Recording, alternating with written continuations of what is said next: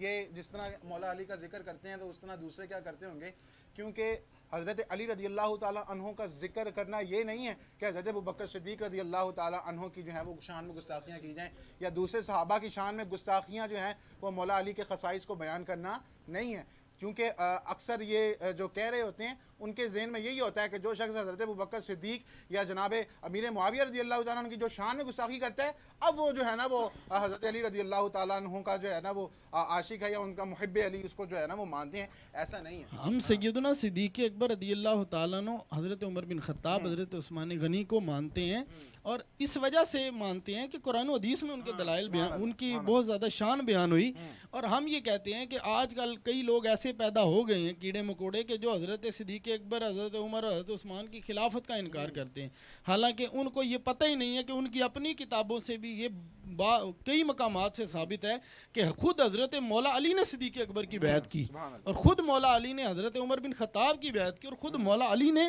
حضرت عثمان غنی کی بیعت کی ہے۔ تو جب حضرت علی نے ان کو معاذ اللہ کیا باطل پر سمجھتے ہوئے بیعت کی؟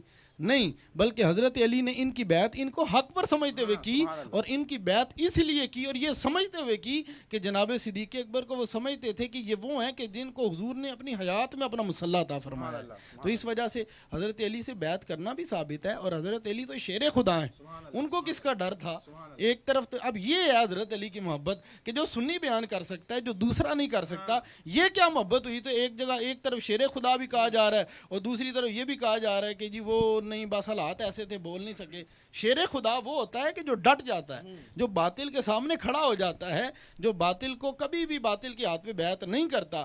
لیکن مولا علی رضی اللہ تعالیٰ نے سیدنا صدیق اکبر، حضرت عمر اور حضرت عثمان کے ہاتھ پہ بیعت کر کے یہ بتا دیا کہ یہ کوئی اور نہیں بلکہ یہ میرے محبوب کے صحابہ ہیں اور یہ حق پر ہیں، اور ان کی بیعت علی اس لیے کرتا ہے کہ اللہ نے ان کو حق پہ پیدا فرمایا۔ سبحان اللہ۔ اور ایک بڑی خوبصورت بات میرے ذہن میں آ رہی ہے، وہ حضرت جناب صدیق اکبر رضی اللہ تعالیٰ عنہ ایک مرتبہ حضرت مولا علی کو دیکھ کر مسکرانے لگے، تو انہوں نے پوچھا کیوں مسکرا رہے ہیں؟ انہوں نے کہا میں نے حضور کو فرماتے سنا ہے کہ جنت قیامت کے دن اللہ پاک علی کو جنت کے پروانے عطا فرما دے گا، علی جس کو چاہیں گے جنت کا پروانہ دے دیں گے۔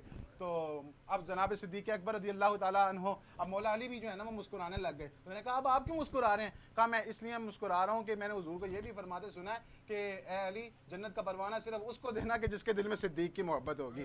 تو ہم تو الحمدللہ عز و جل حق چار یار کہنے والے ہیں، اور حضرت ابوبکر صدیق رضی اللہ تعالیٰ عنہ ابو بکر تھے، وہ صدیق ہوئے تو نبی پاک علیہ الصلوۃ والسلام کا صدقہ، اور جناب عمر جو ہیں وہ فاروق اعظم ہوئے تو وہ بھی حضور نبی پاک علیہ الصلوۃ والسلام کا صدقہ ہے، اور حضرت عثمان رضی اللہ تعالیٰ عنہ اگر عثمان سے عثمان غنی ہوئے تو وہ بھی نبی پاک علیہ الصلوۃ والسلام کا صدقہ ہے، اور حضرت علی رضی اللہ تعالیٰ عنہ شیر خدا ہوئے تو وہ بھی حضور نبی پاک علیہ الصلوۃ والسلام کا صدقہ ہے۔ تو یہ حضور نبی پاک علیہ السلام کا کرم ہے کہ وہ جس کو جو نمبر عطا فرما دیں، ہماری کیا اوقات ہے، انہوں نے جس کو جو منصب عطا فرمانا تھا عطا فرمایا۔ اللہ پاک ہمیں مرتے دم تک اہل سنت کے عقیدے پہ قائم و دائم رکھے۔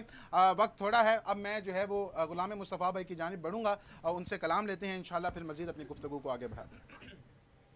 صلو علی الحبیب صلی اللہ علیہ وسلم۔ دور اے دل رہے مدینے سے، دور اے دل رہے مدینے سے، دور اے دل رہے مدینے سے، دور اے دل رہے مدینے سے، موت بہتر ہے ایسے جینے سے، موت بہتر ہے ایسے جینے سے، ان سے میرا سلام کہہ دینا، ان سے میرا سلام کہہ دینا، جا کے جو اے سبا مدینے سے، جا کے جو اے سبا مدینے سے، یوں چمک چمکتے ہیں ذرے طیبہ کے، یوں چمکتے ہیں ذرے طیبہ کے، جیسے بکھرے ہوئے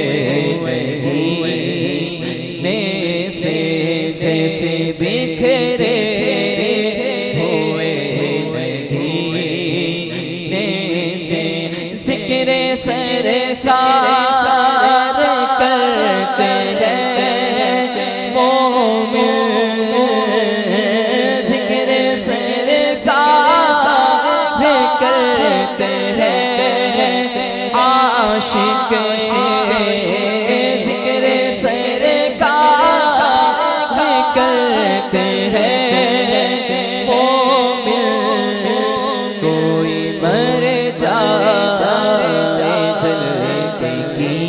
جلنے سے، کوئی مر جائے جلنے سے، ہر گلے گل ستا معطر ہے،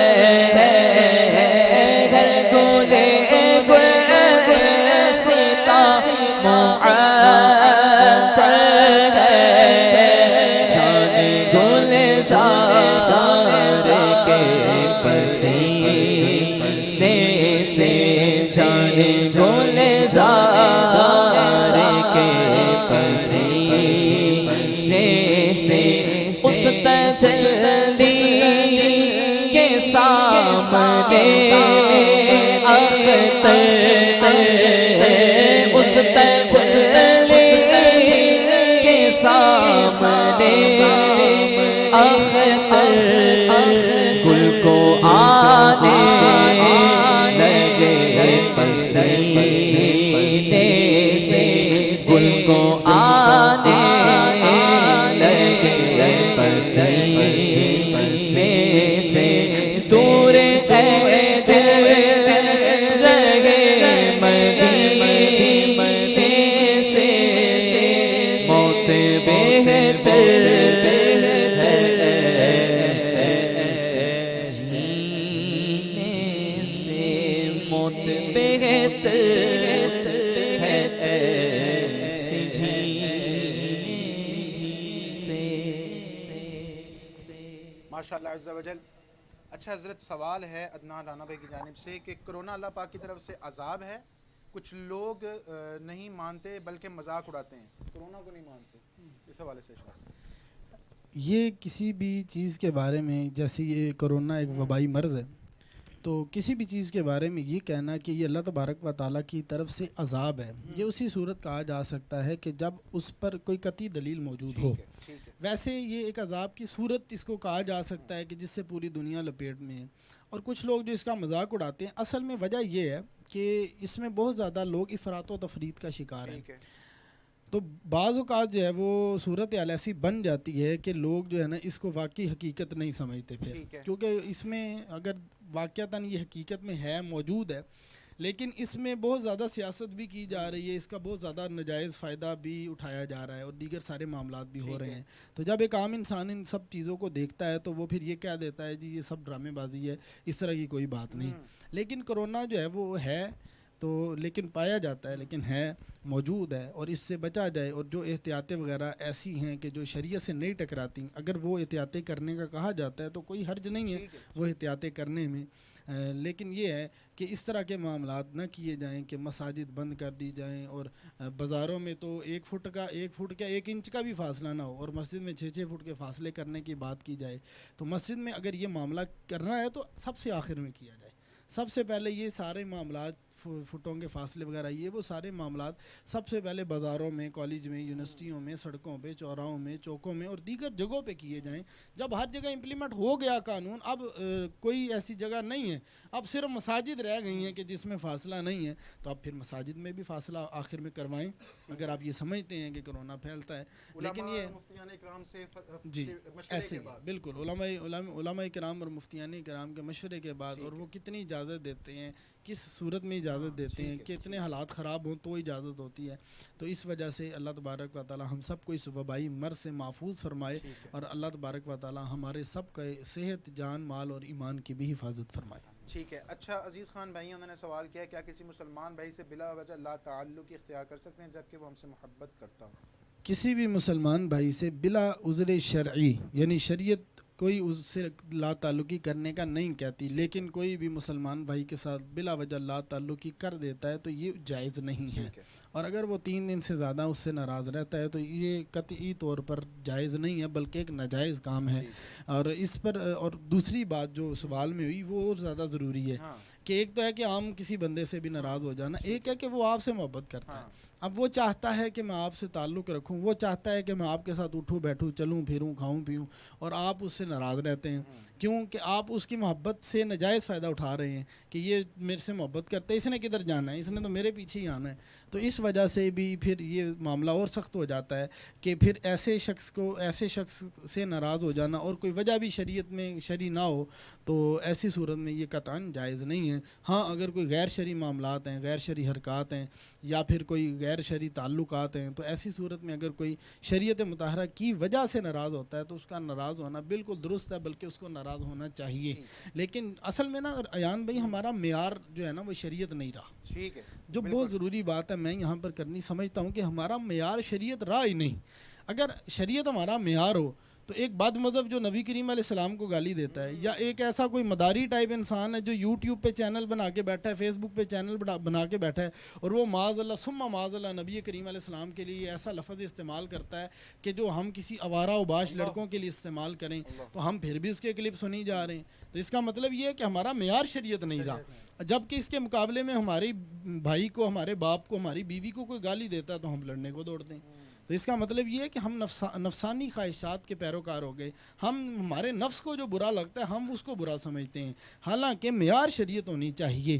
مفتی احمد یار خان نعیمی گجراتی رحمۃ اللہ تعالیٰ علیہ، اللہ ان کی قبر پر کروڑوں رحمتوں کا نزول فرمائے، بڑی خوبصورت بات لکھی. وہ یہ لکھی کہ عاشق رسول اور صحیح سچا اور سچا مسلمان وہ ہوتا ہے کہ جس کا قریبی بھائی یا بہن بد مذہب ہو اور وہ اس کو برا لگے، اور دور کا کوئی انجان آدمی عاشق رسول ہو وہ اس کے دل کو اچھا لگے. یہ ایمان کا تقاضا ہے، اور یہ معیار ہر مسلمان کا ہونا چاہیے کہ جو شریعت مطہرہ کا عامل ہے، جو اللہ اور اس کے رسول سے محبت کرنے والا ہے، جو عاشق رسول ہے، اس کے ساتھ محبت کی جائے. جو بد مذہب ہے، جو اللہ اور اس کے رسول کے بارے میں نازیبا بات کرتا ہے، جو صحابہ کے بارے میں نازیبا بات کرتا ہے، جو اہل بیت کے بارے میں نازیبا بات کرتا ہے، تو اس وجہ سے اس کو چھوڑا جائے کہ یہ مبارک ہستیوں کے خلاف بولتا ہے. اس وقت نہیں چھوڑتے. ہم نے ایسے معاملات دیکھے ہیں، آپ نے بھی دیکھے ہوں گے کہ اس وقت نہیں چھوڑیں گے، جب وہ 1 لاکھ کھا جائے گا پھر چھوڑ دیں گے.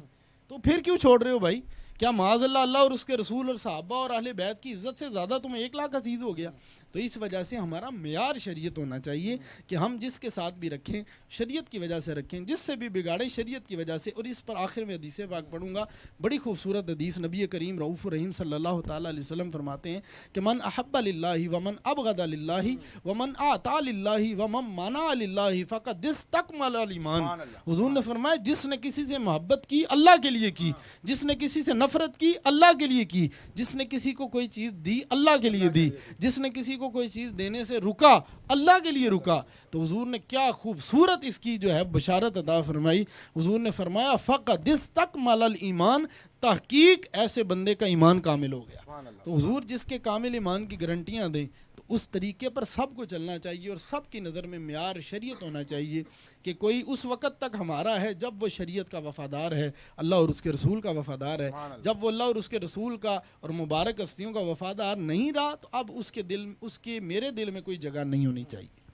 ماشاءاللہ. اصل میں اب کسی بھی چیز کے پروز اینڈ کونز دونوں ہوتے ہیں، وہ اس کے نقصانات بھی ہوتے ہیں، فوائد بھی ہوتے ہیں. اسی طرح سوشل میڈیا کا اب فائدہ یہ ہے کہ ہم جو ہے نا وہ دین پھیلا رہے ہیں، لیکن نقصان یہ ہے کہ اب ہر بندہ جو ہے نا ہمارے یہاں پر نا ایک جو ہماری یوتھ ہے نا وہ مزے لینے کے لیے جو ہے نا وہ اب ہر بندے کو سننا شروع کر دیتی ہے. اب یہ ارشاد فرمائیں کہ بد مذہب کو سننا غیر عالم کے لیے یہ کیسا ہے؟ غیر عالم کا، کسی بھی غیر عالم کا بد مذہب کو سننا 1 بار نہیں 3 بار حرام، حرام، سخت حرام. اور یہ کوئی اپنے بات سے ہم بات نہیں کرتے، بلکہ آج کل جو یوٹیوب پہ اور فیس بک پہ جو بہت بڑا میں جس کو فتنہ سمجھتا ہوں وہ رینڈم ویڈیوز کا دیکھنا، کہ بس انگوٹھا چل رہا ہے، ویڈیوز آ رہی ہیں، کبھی کسی چینل کی آ رہی ہے، کبھی کسی بندے کی آ رہی ہے، کبھی کسی کی آ رہی ہے، تو سننے بیٹھ جاتے ہیں. سنیں تو صحیح کیا کہتے ہیں، سنیں تو صحیح کیا کہتا ہے. وہ سنتے سنتے وہ بد مذہب دل میں گھر کر جاتا ہے، اور بعد میں اس کے ایسے معاملات بھی پتہ چلتے ہیں کہ جو معاذ اللہ کفر تک جا رہے ہوتے ہیں. تو لیکن پھر اب اس کی محبت جو دل میں بیٹھ گئی ہے تو اب کیسے اس کے خلاف بات سن سکے بندہ. تو اس وجہ سے یا تو دل میں بد مذہب کی محبت رہ سکتی ہے یا اللہ اور اس کے رسول کی محبت رہ سکتی ہے. تو یہ دیکھنا چاہیے. تو یہ بات اپنے پاس سے نہیں کی، بلکہ صحیح مسلم شریف کے اندر یہ روایت موجود ہے. امام ابن سیرین رحمۃ اللہ تعالیٰ علیہ بہت بڑے تابعی بزرگ ہیں. انہوں نے ڈائریکٹ صحابہ کرام علیہ رضوان سے دین پڑھا ہے، یہاں تک کہ حضرت سیدنا عبداللہ بن عباس سے انہوں نے قرآن سیکھا اور ان سے بھی یہ پڑھتے رہے ہیں. تو ان کے پاس یہ بیٹھے تھے، ان کے پاس شاگرد تھے. یہ مسلم شریف کے اندر حدیث موجود ہے. تو کچھ لوگ آئے، انہوں نے آ کر کہا کہ حضرت ہم آپ کو قرآن سناتے ہیں. آپ نے کہا میں تم سے قرآن نہیں سنوں گا. تو انہوں نے کہا جی ہم آپ کو حدیث رسول سناتے ہیں. تو آپ نے کہا میں تم سے حدیث نہیں سنوں گا. اب وہ چلے گئے. تو اب شاگرد پاس بیٹھے تھے. ہر بندے کے ذہن میں سوال آتا ہے، آڈینس سن رہی ہوگی، ہمارے ویور سن رہے ہوں گے، ان کے ذہن میں بھی سوال آئے گا کہ اتنے بڑے بزرگ ہیں، تابعی ہیں، صحابہ سے پڑھا ہے، مسلم شریف کے اندر روایت موجود ہے، تو انہوں نے قرآن حدیث سننے سے انکار کر دیا. تو انہوں نے بڑی خوبصورت بات کی، کیونکہ وہ جانتے تھے کہ جو آنے والے ہیں وہ عام آدمی نہیں، مسلمان نہیں، وہ بد مذہب تھے. تو آپ نے کہا کہ ایسا نہیں ہو سکتا کہ میں ان بد مذہبوں سے قرآن یا حدیث سنوں اور یہ بیچ میں اپنے پاس سے کوئی بات کریں اور ان کی محبت اور ان کی وہ بات میرے دل میں بیٹھ جائے اور کہیں میرا ایمان نہ برباد ہو جائے. کہ ایمان کے بارے میں ہمارے بزرگ اتنے زیادہ جو ہے وہ بہت زیادہ احتیاط کرنے والے تھے. وہ تابعی بزرگ ہو کر اتنی احتیاط کریں، اتنے جلیل القدر عالم ہو کر اتنی احتیاط کریں. تو ہمارے یہاں پر میٹرک کچی پکی کا بندہ 12-13 پڑھی ہوتی ہیں دنیاوی، اور وہ اپنے آپ کو عقل کل سمجھتا ہوا یہ چیک کر رہا ہوتا ہے کون عالم صحیح بات کر رہا ہے، کون غلط بات کر رہا ہے. تو یہ سراسر اپنے ایمان کی بربادی کو دعوت دینا ہے. تو اس وجہ سے صرف علماء اہل سنت کو سنا کریں. اس کے علاوہ جتنے بھی ہیں وہ بد مذہب فرقے ہیں اور ان کے علماء کو نہ سنا کریں. ہر بندے کا کوئی نہ کوئی اسکینڈل ہے، یہ دعوے کے ساتھ ہم بات کرتے ہیں. تو اس وجہ سے صرف علماء اہل سنت کے دامن سے وابستہ رہا جائے اور صرف علماء اہل سنت کے کلپ سنے جائیں اور انہی کی کلپس اور ویڈیوز کو شیئر کیا جائے. ماشاءاللہ عز و جل. اور علامہ صاحب ابھی چینلز کے بارے میں بات کر رہے تھے، تو اگر آپ کوئی چینل انواع جس کو کہتے ہیں نا کہ وہ دیکھ سکتے ہیں، تو وہ صرف مدنی چینل ہے. وہ آپ 5 منٹ دیکھیں جب بھی آپ کو انشاءاللہ علم دین حاصل ہوگا. آپ رات کے 3 بجے دیکھیں جب بھی علم دین حاصل ہوگا. دوپہر کے 12 بجے دیکھیں جب بھی علم دین حاصل ہوگا. اکیلے دیکھیں جب بھی علم دین انشاءاللہ حاصل ہوگا. فیملی کو ساتھ بٹھا کے دیکھیں گے انشاءاللہ جب بھی علم دین آپ کو حاصل ہوگا. غلام مصطفیٰ بھائی کی جانب بڑھیں گے اور اب انشاءاللہ ان سے کلام لیں گے، اور آخر میں علامہ صاحب سے صرف ایک سوال کریں گے. باقی جو سوالات رہ گئے ہیں وہ انشاءاللہ کل ہم اپنے پروگرام کا حصہ بنائیں گے. غلام مصطفیٰ بھائی سے میں عرض کروں گا کہ ہمیں کلام سنائیں. چونکہ صحابہ کرام کا تذکرہ بھی ہوا، تو اس حوالے سے منقبت کے چند اشعار. صلو علی الحبیب صلی اللہ علیہ یا رسول اللہ وسلم علیک یا حبیب اللہ. حق چار یار زندہ باد، حق چار یار زندہ باد، حق چار یار زندہ باد، حق چار یار زندہ باد، حق چار یار زندہ باد، حق چار یار زندہ باد، حق چار یار زندہ باد. پہلا خلیفہ یارو صدیق اکبر، پہلا خلیفہ یارو صدیق اکبر. یار غار میرا بیڑا تیرا جند چارا چارا تو کہنا یارا تو میری بگڑی بنا دے. حق چار یار زندہ باد، حق چار یار زندہ باد، حق چار یار زندہ باد. دوجا خلیفہ یارو فاروق اعظم، دوجا خلیفہ یارو فاروق اعظم. یار مزار یار مزار میرا بیڑا تیرا جند چارا چارا تو کہنا یارا تو میری بگڑی بنا دے. حق چار یار زندہ باد، حق چار یار زندہ باد، حق چار یار زندہ باد. تیجا خلیفہ یارو سونا عثمان، تیجا خلیفہ یارو عثمان غنی دا صدقہ کر بایا جھنڈے چارا چارا تو اینا یارا تو میری بگڑے بنا دے حق چار یار زندہ حق چار یار زندہ حق چار یار زندہ چوتھا خلیفہ یارو مولا علی ہے چوتھا خلیفہ یارو ساڈا علی ہے چوتھا خلیفہ یارو مولا علی ہے نام علی کر رکھتے بنا جلد چارا چارا تو اینا یارا تو میری بگڑے بنا دے حق چار یار زندہ حق چار یار زندہ حق چار یار زندہ حق چار یار زندہ نہ کر مستی دین دے اندر قاضی مظفر اقبال رضوی رحمۃ اللہ علیہ ماشاءاللہ آپ کی مسجد میں یہ نعرہ لگتا تھا، میں نے تحریر بھی پڑھی تھی یہ کہ نہ کر مستی دین دے اندر صدیق دا پہلا نمبر صدیق دا پہلا نمبر فاروق دا دوجا نمبر عثمان دا تیجا نمبر حیدر دا چوتھا نمبر حیدری نائے تحقیق حق چار یار زندہ حق چار یار زندہ حق چار یار زندہ حق چار یار زندہ ماشاءاللہ بہت خوب. تو اس طرح حضرت پھر دمادم مشق اندر علیدہ پہلا نمبر کہنا ٹھیک نہ ہوا؟ جی وہ بالکل درست نہ ہوا کہ وہ ہمارا عقیدہ نہیں ہے. ہمارا عقیدہ اور نظریہ یہی ہے کہ صدیق دا پہلا نمبر. اب کئی لوگ ایسے بھی پیدا ہو گئے ہیں کہ جو معاذ اللہ ثم معاذ اللہ یہ ونڈ کر دیتے ہیں جی روحانیت میں پہلا نمبر علی کا ہے تو خلافت میں پہلا نمبر صدیق کا ہے. تو ہم یہ پوچھتے ہیں تو ہم یہ الزاماً پوچھتے ہیں کہ پھر روحانیت میں صدیق کو کون سا نمبر دیتے ہو؟ تو اس کا جواب کبھی نہیں آیا. تو اس وجہ سے نبی کریم صلی اللہ تعالیٰ علیہ وآلہ وسلم کی بے شمار روایات ایسی ہیں کہ جن سے اشارتاً یہ بات سامنے آتی ہے کہ حضور علیہ الصلوۃ والسلام نے سیدنا صدیق اکبر کو نہ صرف ظاہری خلیفہ بلکہ باطنی خلیفہ بھی مقرر فرمایا تھا.